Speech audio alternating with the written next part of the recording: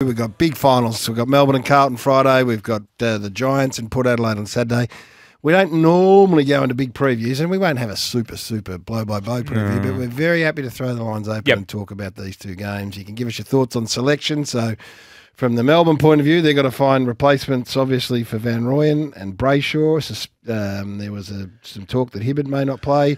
And for the Blue Baggers, you've got no Harry and Jack, of course, so let us know which way you think that selection will go. But last night on the Tiny Show, Damien Hardwick has made a bit of noise, bit of news. Yeah, well, he was there for a couple of spots with us last night. An obvious question about Dusty, that photo. He had a look at that photo that appeared everywhere last week. He's sitting down with a couple of other people having a glass of lemonade with Dustin Martin. This is what he had to say about whether or not he might have been recruiting Dusty at that time. Look, Dustin's going to stay at Richmond. So I don't want to hear another word about Dusty going to the Gold Coast. He's not putting you off the scent? No, he's not. No, he's not. Mm-hmm. I had my hunting gear on last night for that very purpose, Gary. Okay, so I'm accepting of that too. That's great news for the Tigers and for Dusty. What about Alex Rance?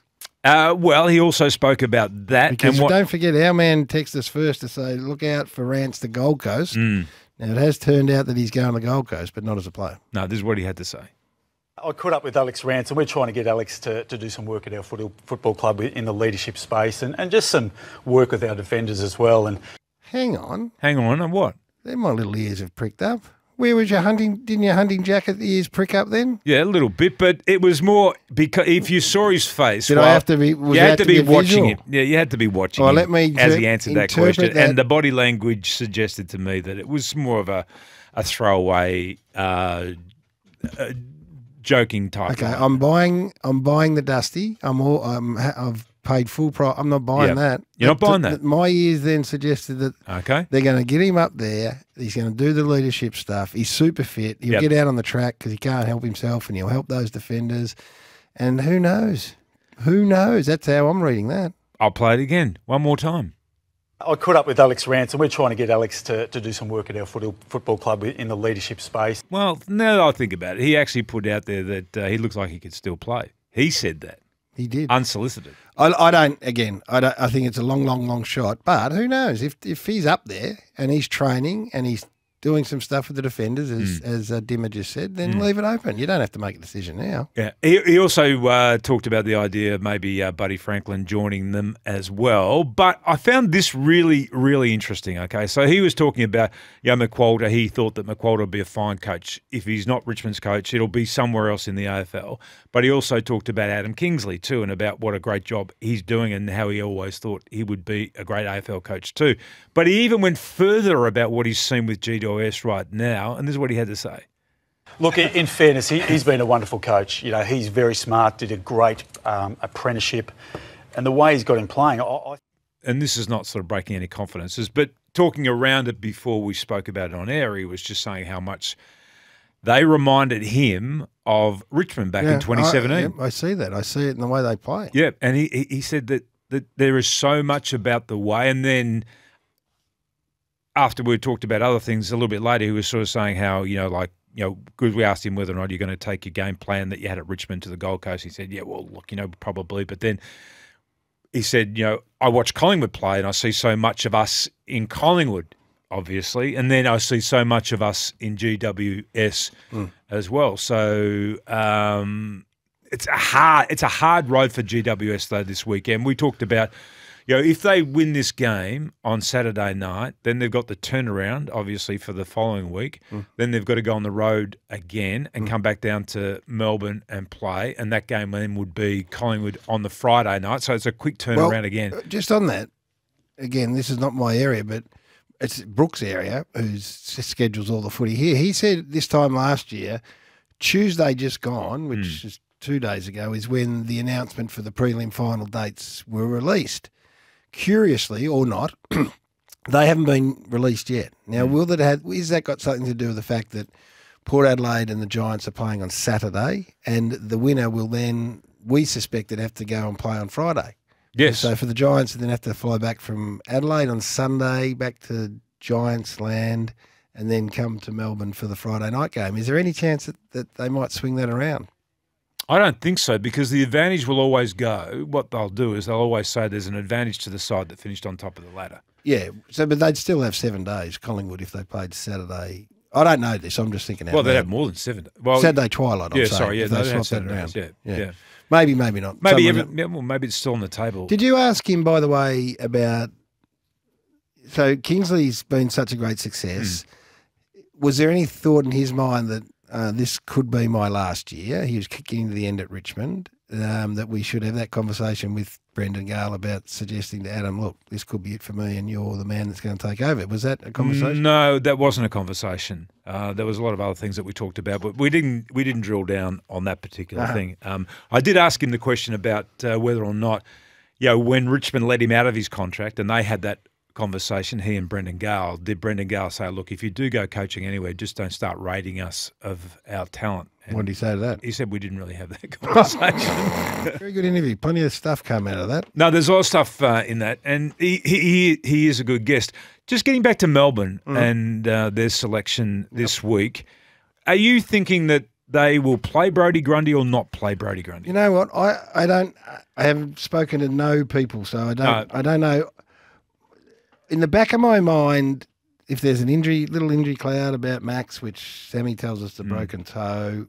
Last time they played Carlton, they went after him a bit physically. Yeah, and I thought De Koning was magnificent, and Pitnet's a crash and basher. And they haven't got Van Rooyen, who's been their backup ruckman in recent times. It leads to you to at least having a really good conversation about Brodie Grundy, I would think. Now, maybe not. That's all I would think you'd have to seriously consider it. Okay, give me your best forward line structure for Melbourne this weekend. And I know you have thought a lot about this. I have.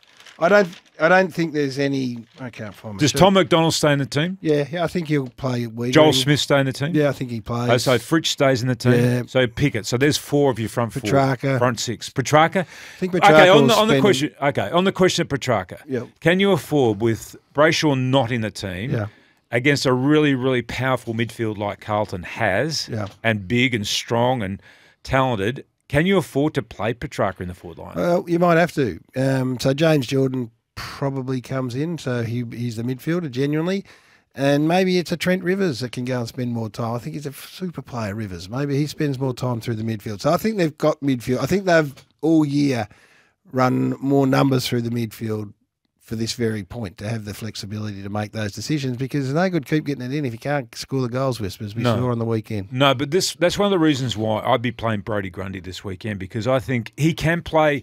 He's not a midfielder, but he can play at ground level around the stoppage. In fact, that was probably one of the better and more stronger parts of his game when he was at his absolute best at Collingwood. And you're coming up against big-bodied midfielders and powerful midfielders in Carlton around the ball. That's where I think you could actually negate some of their strength. Well, the general feeling is that he won't, Brodie, in the general populace. Some people might know more than I do, but I would think that it's under some consideration. It's going to be massive. I think it's going to be a really physical game tomorrow night, Tim. Of course really it will be. Physical. Yeah. All finals are, but no, this Melbourne has been physical. That game against Collingwood last week was apart from the first 40 minutes. No, but yeah, it was after that it was a very physical game. Carlton played that too. I mean, that's sort of the way that Michael Voss wants this team to play. Yep. I guess their consideration will be, can they get enough out of De Koning and also Pitnet, and do a bit of a. I mean, De Koning's probably more inclined and more likely to be able to provide a target and do some marking and that type of work in the forward line as opposed to Pitnet. But I reckon they'll go after Maxi Gawn too physically throughout the course of the game if they possibly can, and try and wear him down, which is another reason why maybe you want to consider Brodie Grundy. Collingwood tried that as well on the weekend, and he played one of the great. He was double teamed, and they went after him physically, and he emerged. No, I'm not getting Rivers confused with James Jordan, Nick. They think Trent Rivers is a very, very good midfielder and will be a very good midfielder down the track. Okay. Kane Corns reckons going to be. I want to have a listen to this. This cannot be true. Port Adelaide. I've got enormous respect for that football club and their supporters and their history. Yep. This in a semi-final cannot be true. Still plenty of tickets left for the Port Adelaide versus Giants game, I did see. So perhaps. Why would Jared, that be, Kane? What's going on? Number one fan here, Corn. If that's North Melbourne in a final and they're going to get 30,000, you'd be tearing the grandstand down. You wouldn't be giving them excuses and outs going, they don't want to be there in case they lose. That is as an insipid reason for a 30,000 crowd as I've ever heard from you, Corn. And to me, that sounds a bit defeatist. I'm sorry. You I'm and on the I fence. are great mates, but that to me sounds like you're taking a defeatist attitude into this game against the Giants. Oh, they mightn't go because they mightn't like being there if they lose. Port Adelaide supporters should pack that joint out to the rafters. If they are, and I think they will, so I'm going against Corn. I think they're going to turn up in their numbers. They're going to make it a hostile environment. They're going to do everything they can for Port Adelaide, and they'll scrimp and say they'll sell their soul and kidney to try and get the money if it's a financial thing, and they will pack that ground out. For you to sit there and say, oh, they mightn't have the money because they mightn't make it next week, or they might not want to be there because they might lose, you're not giving that excuse to North Melbourne or the Western Bulldogs, Corn. You're making excuses for your football side before they've even started. Port Adelaide supporters, don't listen to Corn. Get to the game on Saturday, pack the joint out, make it hostile for the Giants, and see what you're able to do. Cop that, son. Get going there. Oh, Corn, I love Corn it. can't That say was such- they're not going to a semi-final because they might they're not saving like their- losing. Hey, there's no tomorrow. There's no tomorrow, Corn. This is a knockout game, We were Corn. talking premierships, you mob, about 8 weeks ago, and Hey. now you're talking, oh, they might only get 30 because they mightn't win. God, that is. I'm sorry. That's pathetic. That's not the fighting Corn I know. That's pathetic. That's pathetic. Good work from you. Hey, just on the point about the GWS, this is what I was alluding to before, and that is when somebody shows you what they are, believe them. Their last 6 weeks, I know this was your stat from your little show the other night. Did you use it on the tiny No, show? no, I didn't, but because it's yours. With attribution. Yeah, I would have always. But the fact that their last 6 weeks stands up as well as I think the example you gave was Geelong's Number one. premiership Yes. years. No, their numbers are Where crazy. they're sitting right now, and it's not just a small sample Not at size. This all. is 6 weeks of super football where they are the number one team for possessing the ball and creating a scoring opportunity, and the number 2 team or the number 1 team also for defending That's it. right. So the simple thing is you got to get it and kick goals, and then when you haven't got it, you got to defend it. And you got to win the ball back, and they're doing all that, and they're Number doing it 2. in different ways Number too. 2 in the comp. Oh, number 2 possession to score rate. Number 1 possession to score rate against. So they're defending and scoring. That's pretty. That's Big. That's they simple. are, but they are big numbers.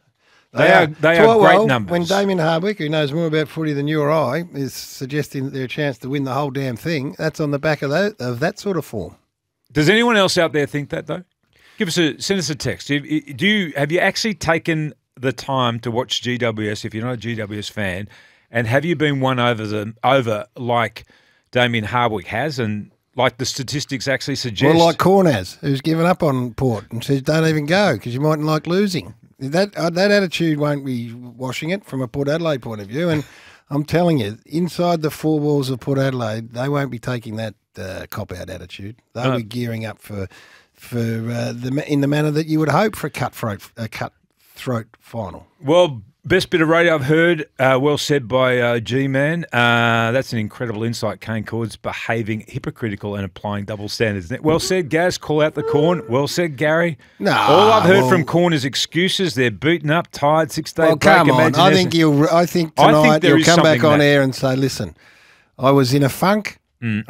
I had a down moment.